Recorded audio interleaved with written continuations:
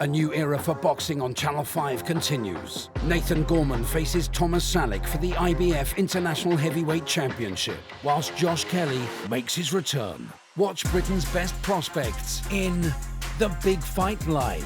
Friday at 9, exclusive to Channel 5 and My5. This is Matt for Into Boxing. Delighted for the first time in a while to be joined in person by the one and only Josh Kelly. Josh, we're here. Fight week. Let's hope this time we have a fight. Nervous? Just wanting to get it on? Well, I just want to get him in the ring, yeah. Get him in the ring and start fighting, do you know what I mean? Like, that's what you train for.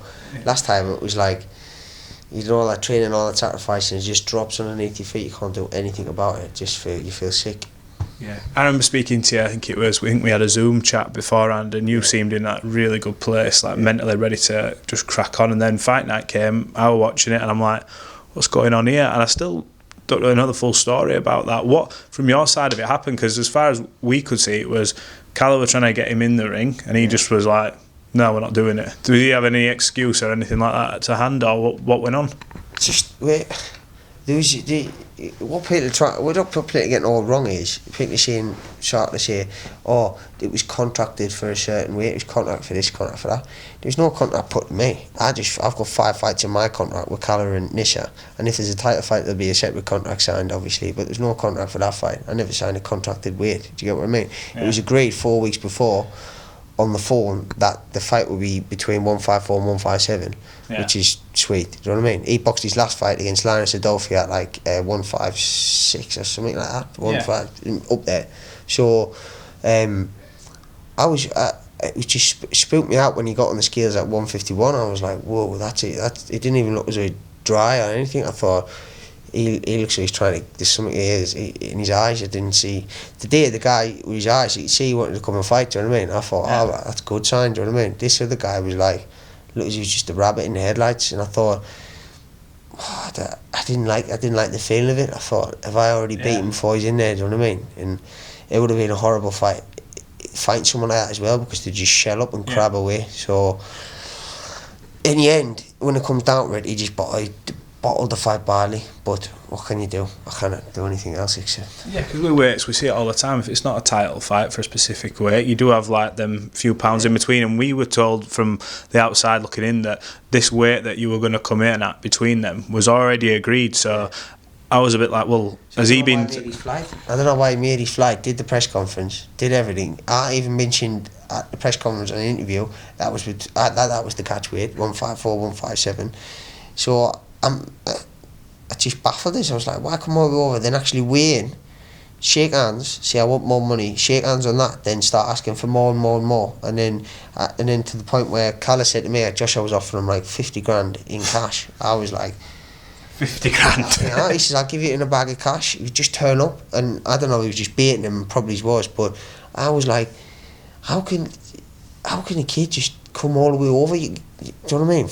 But I mean, it is what it is. You know. In the aftermath of that, though, you've then had to sort of go back into camp, keep the weight off after you've obviously hydrated after the weigh-in and getting back into it. Yeah. How difficult has that been to sort of slip back into camp when you were ready for, obviously, to get back into the groove? The night when it happened, it was like, I just went, oh, I sort of like, my head was sort of like, you're mad.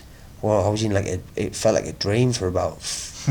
like for the rest of the night, nightmare for the rest of the night. I felt like in it, just like a weird, just floating. I was like, this is just so weird, this. And then the next day I woke up and I thought, well, time just stands still for no man. Do you know what I mean, bro? We're all going to be, by the time we know, we're all going to be 90 and 100 years have gone by, and we're all going to be gone. Do you know what I mean? So I was like, you got to just grit down, bro. They'll find you an opponent for Liverpool, go on the next card, and I'm here. So that's what I did. Well, you've got a live opponent in front of you this time. He looks ready for it. He doesn't look, there's nothing in, from what I can see, looking that he would give me the impression he's not here for anything other than a fight.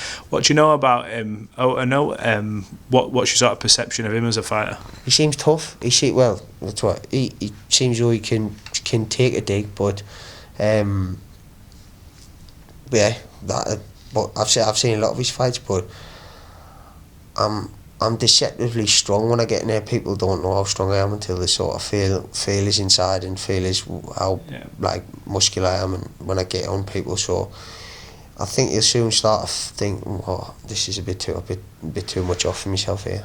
Do you think that's sort of your one attribute that people overlook? Because when they think of you in the ring, they think of, say, quick feet, quick hands, you move around, you will show about a little bit, I'm sure. But your power seems to go unnoticed. But the reason is, obviously, when you're in there with someone, no one sort of tends to really walk you down. So you must be hitting them with something. Yeah. Do you think that's something that people just don't see when they're watching you fight sometimes? Yeah, bro. Yeah, I mean, obviously, David put a lot of pressure on, but that's his style. And if you look at his previous fights, and the fights after me, he walks people down, and within a couple of rounds he wipes them out.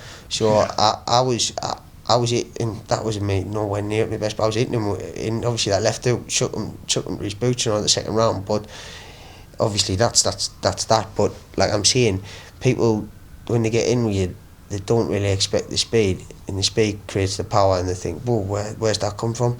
Takes them a little bit to adjust, and if they don't adjust, they get clipped sharp, and they end up thinking, whoa, I can't see these shots coming. Just end up covering up. I think this guy's gonna get a big shock. Yeah. Do you feel at this sort of stage of your career there's almost like a bit of an added pressure on you to shine now at this point? Because you had obviously that build up, you were with Matchroom, obviously great amateur background, etc. You had the loss, but now you come back where Callas obviously sees you as the future, and someone who will get to that world stage, challenge for world titles. Do you feel any pressure at all with that, or is this just sort of part of your journey kind of thing? Yeah, before when I was younger I would have probably put a lot of pressure on myself, but now, you know what it is?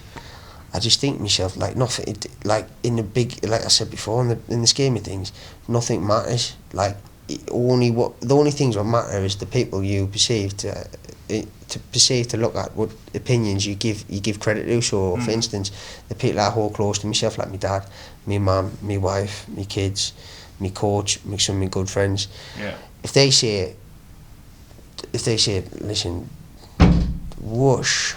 What the fuck was that? I mean, if I had turned the camera, Jesus Christ! Jesus. Did the bird just flash straight into the window? Fucking hell. Oh, should have tragedy if we'd have pointed that way. That'd have gone viral if we'd have been interviewing this way, by the way. That'd have been freaking hell. Jesus. Right. That was what Ronzi was doing on his window lad, trying to pull out the day before the fight. Christ, yeah, sorry, just picking back up, you mentioned about family and stuff like that, and only taking their opinions on board. So is that sort of what you learned a little bit? Yeah, like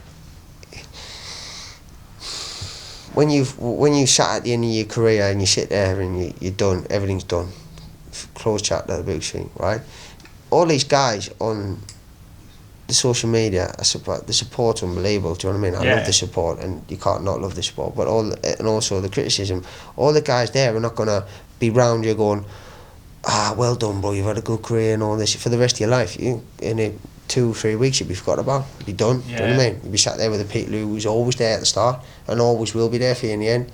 And if you can't just listen to them and block all the noise out around the outside, then you'll eventually fall into that, either believing your own hype or being brought down by the comments. You got to block it out.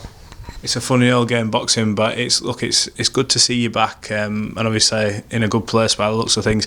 Just before we leave off, I want to ask, you've had an addition to the camp, Aaron Chalmers. He's making his professional debut. I know he's sitting back there.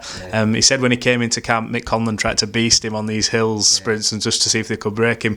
What's it been like having him about? What have you seen in him? Because obviously he's come across from MMA. What's it been like having him about, and is he any good? Yeah, he's learnt a lot from when he first walked in the gym. Remember him walking in the gym the first time, and Aaron messaged me to try and give him the icebreaker to come in the gym. So I got him down the gym, and then Adam, within the first couple of months, maybe weeks, was like, we'll have put him in for a little bit of sparring. I remember sparring with him and just thinking, quite novice for like a thing, but for like obviously he's come from MMA. Do you know what I mean? Yeah. So it's different sort of shots and coming and all that, but. He's like, I thought to myself, I wonder how long he sticks it, because he's obviously got a lot to improve on and he's got a short space of time to do. I wonder if he sticks it. And credit where credit's due, mate. He's stuck in there. He's been down the gym week after week after week, leaving his kids and his family. I've heard all about it because his missus talks to my missus, and my missus just does me head in like that about it anyways.